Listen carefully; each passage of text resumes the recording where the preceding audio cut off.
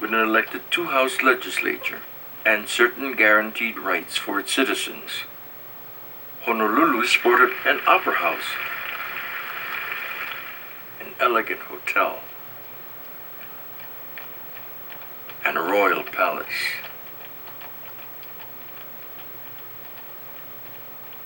At Kapi'olani Park, at the base of Leahi, known today as Diamond Head, there were horse races where visitors placed wagers and enjoyed the delights of Hawaiian hospitality.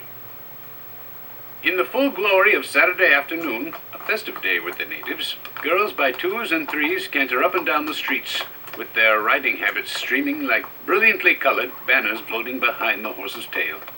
Such free and easy riders, their natural home is the saddle. They trim their hats with fresh flowers, blossoms of the ohia, and fill the streets with their bright presences. In the rise of Hawaii's progressively more Western economy, Hawaiian currency reflected the importance of cattle and paniolo. Cattle ranching moved to the highland forests. Foreigners continued to arrive. New laws allowed businessmen to acquire land and consequently more and more power. Since the sugar industry could take advantage of inexpensive land and low-wage imported labor, sugar became king. Profits poured into the hands of the wealthy few. You must not think this is anything like olden times. The ships of the white man have come, and smart people have arrived from great countries. They know our people are few, and living in a small country, they will eat us up.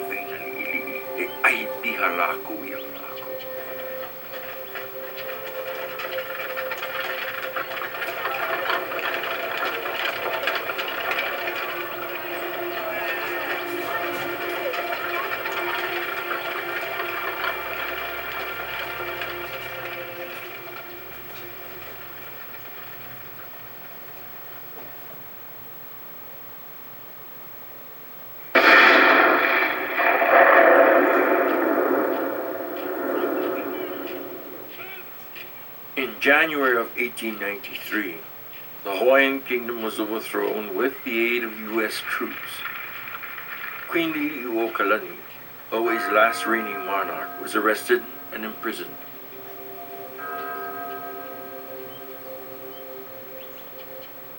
Confined to her room in her palace, she passed time composing songs, some of which were written in Spanish, the language of the vaqueros.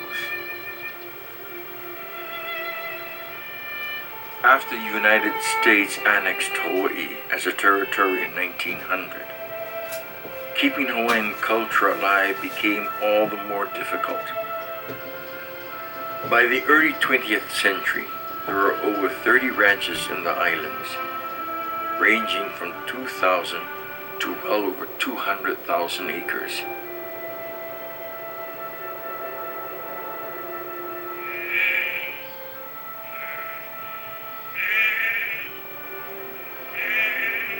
I have seen Yosemite, the Grand Canyon, the Alps, and Swiss lakes, but Hawaii is different. Even now, as I ride my eyes to behold the mighty Haleakala, ancient house of the sun ranging 2 miles into the ether. Native cowboys work among the cattle and acres of choice grazing land. Life in the open appealed immensely to the freedom and the Hawaiian spirit, and the paniolo became keepers of Hawaiian language and traditions. As Dad called out a name, one of the men would go into the office. After receiving his pay, the paniolo drew out a castor oil bottle and a pint of gin from his pocket and placed them side by side on the table.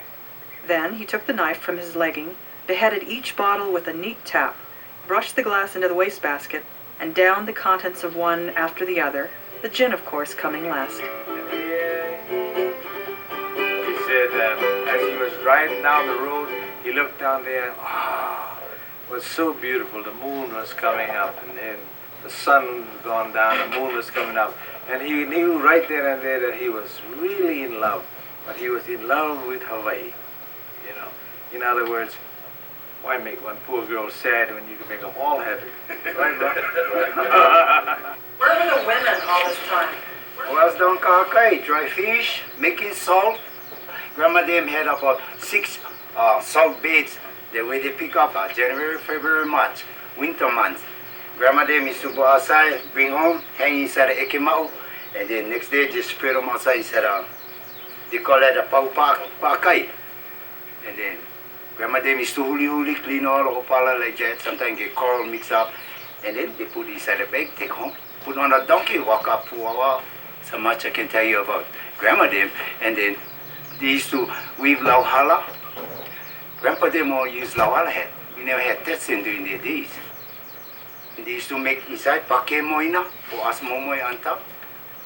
The pakes used to make the mat inside the house by the door as you enter in, or the whole parlor. So much I can tell you about Grandma them. You know how Hawaiians are very kind. They invite us to the house. They'll mothers that come out and all that. We eat with them, and we gotta learn Hawaiian language to keep up with the Hawaiian boys. So we can talk a little Hawaiian. And then when we went to school, 6-year-old, we gotta talk all English, and English language was hard for us. We talk Hawaiian, we get spanking. We talk Japanese, we get spanking. And I remember till today, it was hard for us. Abujiro, they're the one who teach us how to be paniolo. Today, everything cut short. But you talk about paniolo was like how we were taught, like how grandma didn't put the food in our mouth. As all you guys used to teach us, hey boy, like this, kauliu, hana pipi, everything, And then when we work cattle today on Pucker Ranch, we still use our grandmother's tongue. I do a lot, and a lot of Pucker Ranch boys do. Especially when we're working, identifying and using all with Olelo Kanaka. It's talking in Hawaii. I think in the state of Hawaii, we the last. And yet we are non-skilled laborers. They call us Cowboys. It's I doubt it. But we use a lot of common sense when we work. You work with animal. You think for the animal and yourself. You go two-way. Not like you check the gas, maintain the gas, you go. But when you run out, you stay there. You ride one horse, you go, you come back. This is mecate from California. It's a California style horsehair rope, and this belonged to Ikua Purdy, who was the world champion cowboy in 1908 in Wyoming, Wyomina. In 1905, Honolulu held its first show at Kapi'olani Park.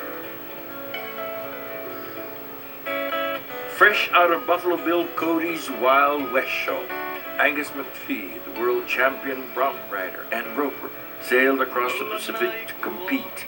He loved the island so much he never left.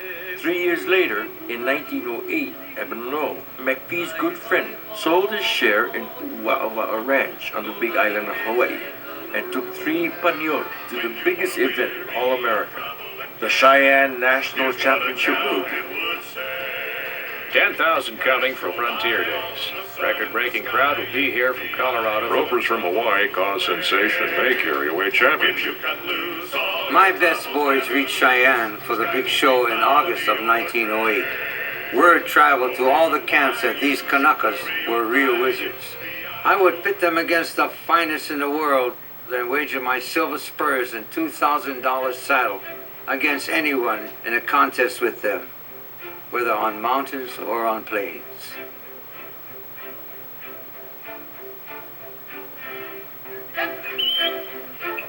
Hey, hey!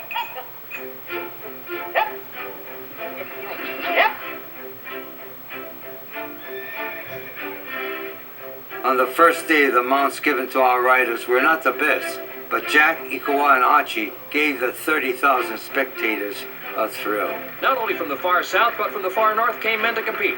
The champion roper from the Pampas was there. The champion of Alaska was there. 2 brown Kanakas from Hawaii invaded the heart of the American cow country and taught the white ropers a lesson in how to handle steers.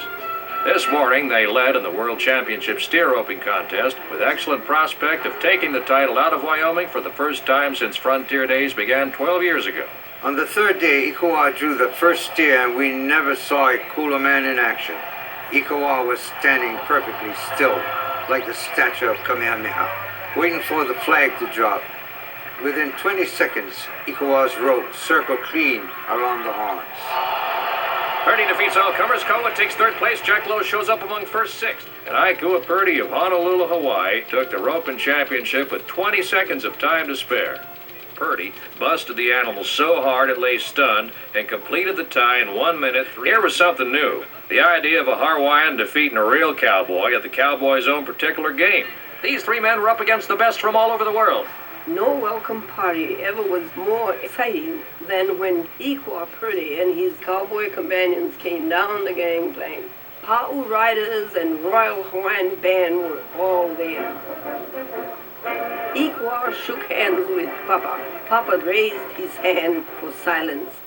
There are no finer cowboys in all the world than you men of Hawaii.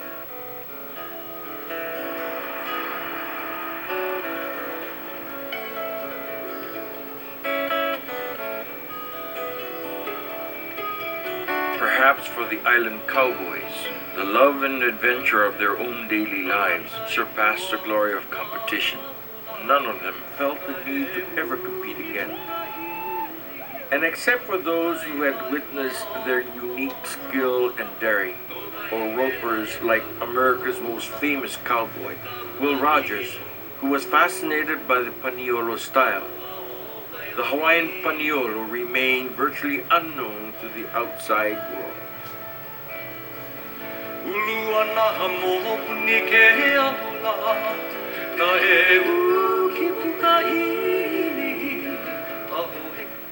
When I first started work, I had 50 cents an hour. Now $2 a day. $2. But we work Saturdays. I was single, right? I tell my dad I ain't working Saturdays. I work 50 cents a day. Not hour. It came 75 cents. It came dollar. Like Daddy is 50 cents a day. The food is cheap before. Money is small. Really, the money is big. Everything went up. In my grandfather's time when he worked at Waikiki, it was $25 a month. It was top pay. $25 a month and meat and corn and all that, whatever, like he said, turkeys, So they had all they wanted to eat. In those days, we didn't have paper money. Yeah. Payroll come, if you get $15 a month, one $10 and one $5 gold money. The tax, we don't pay tax, only poll tax. $5 a year. Well, of course, things was cheap too, but our money didn't go to the government too much. Cowboy life, we loved the job. The money didn't mean nothing to us. It took me. But we lost our father very young too. He got killed on a ranch. Well, a lot of cowboys are good fishermen too. You know, they do things up mountain and they like the ocean. Like I myself, I love the ocean. That's how I learned how to swim. Dad used to make shipping horses, train all his horses how to swim, but they pull cattle out of Kailua. But that's how Daddy used to hold like all. He take his good pin horses, his regular shipping horse, and he take down about 2, 3, and then that's how he teach them how to swim. Well, they used to hoe out before. What I mean hoe out, sheep cattle.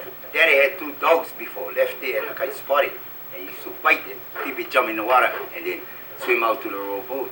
My uncles used to work as stevedores before on Humula, Waialeale, and Hawaii before. And the Asa boats used to come inside, pick up all the Pipimoku before. Pipimoku shipping cattle before. In Kona, we had no piers where a ship could come right up to dockside. First of all, of course, we would have to drive the cattle down to a holding area by the ocean. Then you'd have a little pen at the water's edge. And then the next morning, the tramp ship would come in. The SS Homola or Hawaii people would rope the animal in the pen and hand the rope to the shipper. Then he would take that animal out into the water. At the beginning, you were just a hazer. You help force the animal out. Or if he got stubborn, you put a rope over his rump and help the shipper take him out into the water, because you didn't want to choke him. We always used 2 heelers on either side of the gate at the shipping pen. And as they came out, they'd give that animal a nip, and boy, that thing would jump, and it would greatly aid the horse taking him out to the boat. If shark fins appeared, men flapped their slickers to shoo the sharks off. Sometime a steer would break loose, fins would bob, and the steer would disappear under the crimson water. It didn't happen often, but when it did, we all felt sick.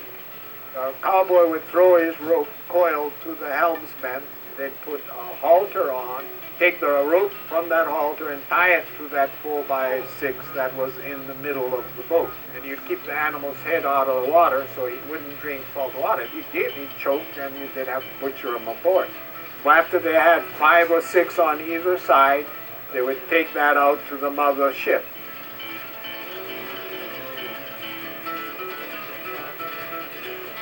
Put a belly sling on, they lift it up and, with the winch of the boat, and then they put it down on the deck, one by one, one by one. So, shipping 100 head usually take about 2 hours.